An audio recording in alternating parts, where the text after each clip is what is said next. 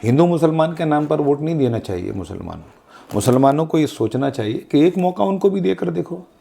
मौलाना अबुल कलाम आज़ाद की बात मान के, मोदी आ जाएंगे हमको खा जाएंगे, मोदी आ जाएंगे हमको खा जाएंगे, हम कोई गाजर मूली हैं कि कोई भी खा जाएगा। भैया अल्लाह से डरने वाले लोग हैं, सीएम पीएम से मत डराओ। हमारा तो अकीदा तक कमज़ोर कर दिया इन्होंने, आम आदमी पार्टी वालों ने, कांग्रेस वालों ने, अफसर भाई, मुसलमानों का अकीदा तक कमज़ोर कर दिया। मुसलमान आज आप ही बताइए सबसे ज़्यादा किससे डर रहे हैं? बीजेपी से डर रहे हैं। बीजेपी से डरने के लिए पैदा हुए थे हम। हाय दोस्तों, मैं अफसर अहमद हूं और इस वक्त हम ओखला में मौजूद हैं और ओखला में हमारे साथ बातचीत करने के लिए मौजूद हैं राष्ट्रीय अल्पसंख्यक आयोग के पूर्व उपाध्यक्ष और senior BJP leader Atif Rashid साहब। आतिफ साहब, अस्सलाम वालेकुम। आतिफ साहब, माहौल क्या है बीजेपी के लिए? आप एक माइनॉरिटी डोमिनेटेड एरिया में हैं, क्या लगता है आपको? देखिए, ऐसा है कि हमारे पास दो अपॉर्चुनिटीज़ हैं। एक तो अरविंद केजरीवाल के 10 साल की एंटी इनकम्बेंसी, 10 साल में उनका नाकारापन, 10 साल में दिल्ली को और पीछे पहुंचा देना। वहीं 10 साल के प्रधानमंत्री नरेंद्र मोदी जी का नेतृत्व, उनकी उपलब्धियां, सबका साथ, सबका विकास और सबके विश्वास को समर्पित उनकी योजनाएं, भारत की ही नहीं विश्व के पटल पर भारत का नाम ऊपर होता। दिल्ली में बहुत सी अनेकों योजनाओं के माध्यम से दिल्ली वालों का दिल जीतना, जहां झुग्गी वहां मकान जैसी योजनाओं को लागू करना। ऐसी बहुत सारी योजनाएं हैं जिसको पिछले 10 साल में अरविंद केजरीवाल ने लागू नहीं होने दी। जैसे आयुष्मान योजना, जहां घर वहां हर कच्चे घर पर पक्की छत का काम, जो हमारी जहां और सरकारें हैं वहां पर हम दे रहे हैं भरपूर तरीके से। तो मुझे लगता है कि हम इस वक्त पूरे कॉन्फिडेंस से लबरेज हैं और भारतीय जनता पार्टी दिल्ली में 50+ सीट के साथ प्रचंड बहुमत से सरकार बनाने जा रही है। बहुत अच्छी बात है। आतिफ साहब, एक चीज़ मैं और आपसे पूछूंगा। आपसे बातचीत कई मायनों में इसलिए भी महत्वपूर्ण है कि आप एक सीनियर बीजेपी लीडर हैं और अल्पसंख्यक समाज से आते हैं जी। और ऐसे एरिया में है जो माइनॉरिटी डोमिनेटेड है जी। तो लोग एक परसेप्शन है कि बीजेपी अप्रोच नहीं करती माइनॉरिटी को जी। माइनॉरिटी एरिया में जी आपको क्या लग रहा है कि बीजेपी की तरफ से कोशिशें हो रही हैं, लोगों को जोड़ा जा रहा है? क्या कैडर है आपका माइनॉरिटी एरिया में? देखिए, मैं एक तो जो ये परसेप्शन है ना कि बीजेपी अप्रोच नहीं करती, तो मैं बता दूं, आप मेरे घर पर बैठे हैं, मनीष चौधरी यहाँ भारतीय जनता पार्टी के ऑफिशियल कैंडिडेट हैं। सबसे पहली मीटिंग यहाँ मेरे घर पर ही हुई उनकी जी। और पूरी कॉलोनी की RWA सब लोग शामिल हैं। हमने शाहीन बाग में, जाकिर नगर में, अबुल फजल में, कल वहाँ ओखला विहार में, सब जगह आप मनीष चौधरी की फेसबुक पर भी देख सकते हैं, मेरी फेसबुक पर भी देख सकते हैं। हम सब जगह अप्रोच कर रहे हैं।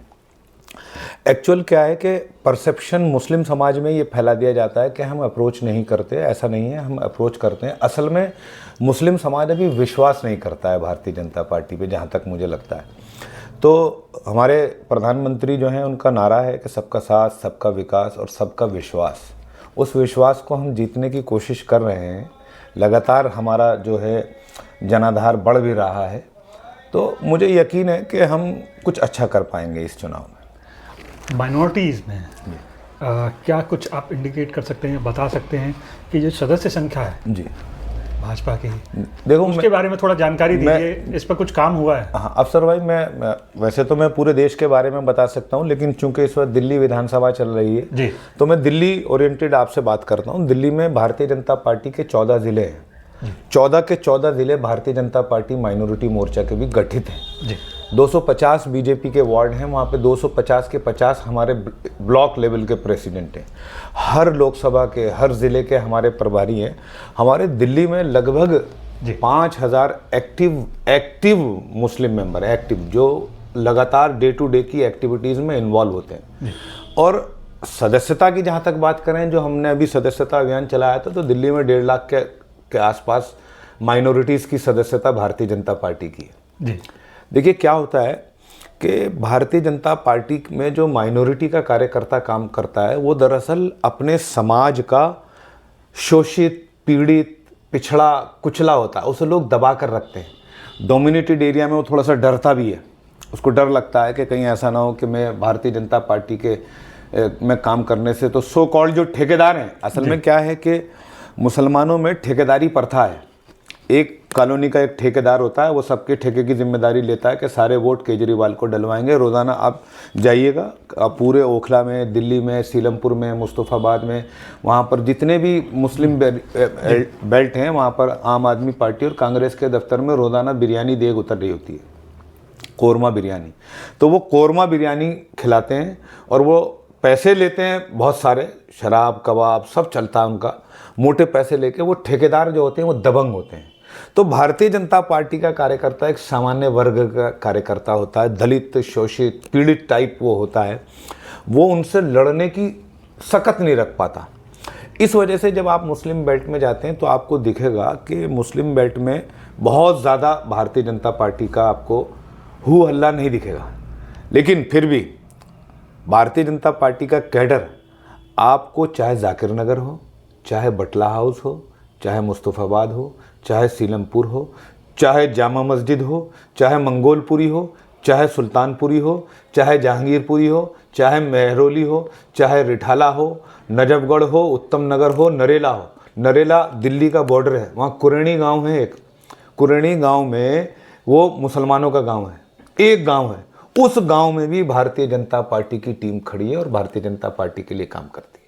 अच्छा, एक चीज़ जो लोग शिकायत करते हैं कि ये दोनों तरफ से होता है। हाँ। तो बीजेपी मतलब बीजेपी में पार्टिसिपेशन कैसे बढ़ेगा, ये कैसे बढ़ रहा है, थोड़ा उसकी जानकारी दीजिए।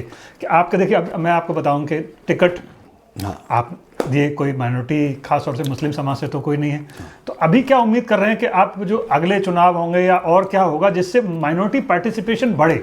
अफसर भाई देखिए, जब चुनाव होता है तो चुनाव जीतने के लिए केवल आपका प्रत्याशी हो जाना पर्याप्त नहीं है। साम दाम दंड भेद सबकी आवश्यकता होती है। तो ऐसा व्यक्ति चाहिए होता है जो मजबूती से चुनाव भी लड़ सके। मैंने भी आपसे कहा ना कि हमारे तो कार्यकर्ताओं को भी जो ये सो कॉल्ड माफिया टाइप ठेकेदार हैं कांग्रेस पार्टी के और आम आदमी पार्टी के, ये भारतीय जनता पार्टी का झंडा भी नहीं लगाने देते, ठीक है ना। तो नेता कहाँ से बनने देंगे। लेकिन ये प्रोसीजर चालू है। मुझे ये उम्मीद है कि हम धीरे धीरे जिस प्रकार से मुस्लिम समाज का विश्वास जीतने पर आगे बढ़ रहे हैं, तो हमारे साथ बड़े लीडर्स और बड़े लोग भी अब जुड़ना शुरू हो रहे हैं धीरे धीरे। इसका परिणाम ये होगा, ऐसा नहीं है कि हम टिकट नहीं देते हैं। हमने नगर निगम में टिकट दी, ऐसा नहीं है। दिल्ली नगर निगम में हमने 7 कॉरपोरेशन के उम्मीदवारों को चुनाव लड़ाया, जिसमें से एक उम्मीदवार हमारा बहुत अच्छा चुनाव लड़ा, 8,000 साढ़े 8,000 के करीब वोट भी ले गया। ये अपने कुरैश नगर पे हमारी समीना रजा बीजेपी की कैंडिडेट थी, 8,000 के करीब वोट ले गई। बड़ी बात है भारतीय जनता पार्टी के सिंबल पे 8,500 वोट लेना। ऐसे हमने और जगह भी लड़ाया। तो मुझे ऐसा लगता है कि इसकी शुरुआत कहीं ना कहीं से हमें मुस्लिम समाज में अवेयरनेस करके उनकी तरफ से करनी पड़ेगी। देखिए, अगर मैंने मुसलमान को टिकट दे दी, भारतीय जनता पार्टी ने सपोज दैट आतिफ रशीद को टिकट दे दी, आप वोट देंगे नहीं, ठीक है ना, आप वोट देंगे नहीं तो चुनाव जीतेंगे कैसे। अच्छा, फिर मुझे टिकट देने से क्या पड़ोस की सीट पर कोई फर्क पड़ेगा? अफसर भाई खुश हो जाएंगे कि यार भारतीय जनता पार्टी ने ओखला में टिकट दी है, मुसलमान को लाओ मैं बदरपुर में भी एक वोट दे दूं। ऐसा हो नहीं सकता। तो बात क्या है कि मैं एक मौलाना अबुल कलाम आज़ाद साहब की एक बात थी कि इस मुल्क में मुसलमानों को माला में पिरोए हुए मोतियों की तरह होना चाहिए, हर तरीके की मोती होनी चाहिए। वो मैं पढ़ रहा था। तो हमारे साथ समस्या ये हो गई है माइनॉरिटीज़ के साथ, मुस्लिम्स के साथ स्पेशली। देखिए, माइनॉरिटीज़ में जो सिख हैं, जो क्रिश्चियन हैं, वो बहुत समझदार हैं। उन्होंने देखा कि लगातार इस मुल्क में नरेंद्र मोदी और उसकी नेतृत्व वाली सरकारें बन रही हैं, तो वो शिफ्ट होना शुरू हो गए। ये भी वोट नहीं थे भारतीय जनता पार्टी के। लेकिन मुसलमान आज भी जैसे ही चुनाव आता है, साम दाम दंड भेद इस काम पर लग जाता है कि कैसे भाजपा को हराए। मैं आप ओखला में, पूरी दिल्ली में जितनी मुस्लिम बेल्ट हैं, आपकी वीडियोस में भी मैंने देखा, सफाई को लेके, गंदगी को लेके, स्कूलों की हालतों को लेकर, कूड़ेदान ऐसे बने हुए हैं जैसे भंगड़ खाने बने हुए हैं। रोड देखिए, गड्ढे, 3-3 ओखला में 3-3 साल से, 4-4 साल से जो है ना जी, ये रोड्स नहीं बनी है। सीलमपुर में, मुस्तफ़ाबाद में, सदर बाज़ार में, जामा मस्जिद पर सफाई। आप वोट हमसे मुसलमान होने के नाते इस्लाम के नाम पर लेते हो। सारा मुसलमान इस्लाम के नाम पर और मुसलमान के नाम पर के भाजपा को हराने के लिए वोट करता है। क्या सफाई मुसलमान का हक नहीं है? सफाई तो निस्फुल ईमान है। आप मेरे अभी ही घर के बाहर चल के देखिए नालियों की क्या हालत है गफ्फार मंजिल में। गफ्फार मंजिल में बाहर जाकर देखिए, नाले भरे पड़े। ये हमारा अधिकार नहीं है। आप मुसलमान के नाम पर लोगों को भड़काते हैं, उकसाते हैं और हमारा जो है शोषण करते हैं। तो मुझे लगता है कि धीरे धीरे ये आम आदमी पार्टी और कांग्रेस का चेहरा बेनकाब हो रहा है। इसका बीजेपी को ज़रूर लाभ मिलेगा। मैं ओखला में देख रहा हूँ अफसर भाई, लोग इतने बदजन हैं इनसे। आसिफ मोहम्मद खान 2 बार एमएलए रहे, 2 बार निगम पार्षद रहे, आज उनकी बेटी निगम पार्षद है, आज उनकी बेटी एमएलए कैंडिडेट है, अपनी दावेदारी कर रहे हैं। आप ही का हक है क्या? आपने ठेका ले रखा है क्या? आपने उपलब्धि बताइए ना, इतने साल में आपने क्या करा। अमानतुल्लाह आपको एक मौका दिया, दूसरा मौका दिया, तीसरा मौका किस आधार पर दें आपको? किस आधार पर दें? मैं सीलमपुर में, मुस्तफ़ाबाद में, हर जगह पूछ रहे हैं आम आदमी पार्टी को, कांग्रेस को किस बुनियाद पर हम मौका दें? हमें आपने बद से बदतरीन पर ले आए। आप सोचिए कि जो इलेक्टेड रिप्रेजेंटेटिव होता है वो अपनी कॉन्स्टिट्यूंसीज को बेटर से बेस्ट की तरफ लेके जाता है। हमारे यहाँ बद से बदतरीन हो गए हम। कैसे होगा इसको? कौन इसकी जवाबदारी तय करेगा? हिंदू मुसलमान के नाम पर वोट नहीं देना चाहिए मुसलमानों को ये सोचना चाहिए कि एक मौका उनको भी देकर देखो।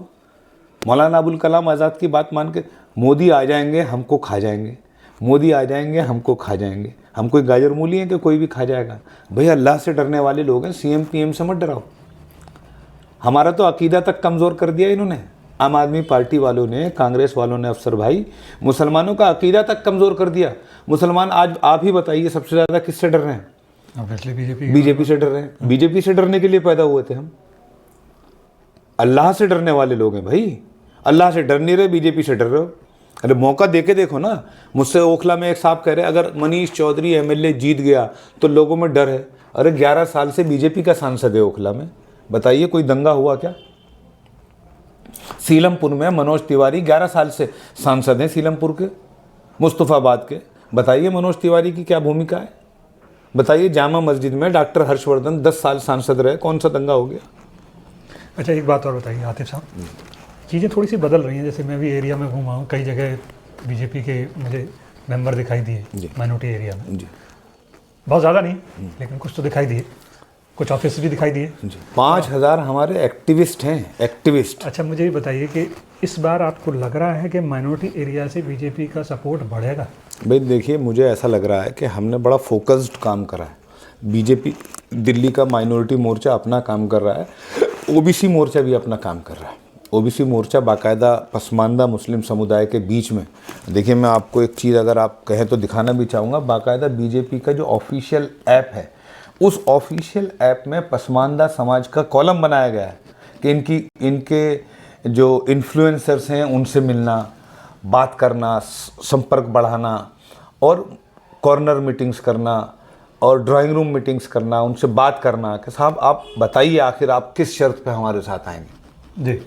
तो ये अभियान चल रहा है हमारा। और मुझे ऐसा लगता है कि जो हमारा एक्टिविस्ट है बीजेपी माइनॉरिटी मोर्चा का, वो इस बार थोड़ा ज़्यादा कॉन्फिडेंस होकर, ज़्यादा आत्मविश्वास के साथ वो चुनाव के मैदान में उतरा हुआ है। तो हम कुछ ना कुछ इसमें इस बार जो सो कॉल्ड सेकुलर पार्टीज़ ने जो बंधवा मजदूरी करवा रखी है मुसलमानों के वोटरों से, हमको लगता है कुछ लोगों को हम ज़रूर इस बंधवा मजदूरी से इस बार आज़ादी दिला पाएंगे। हमसे बातचीत करने के लिए बहुत बहुत शुक्रिया आतिफ साहब आपका। बहुत शुक्रिया।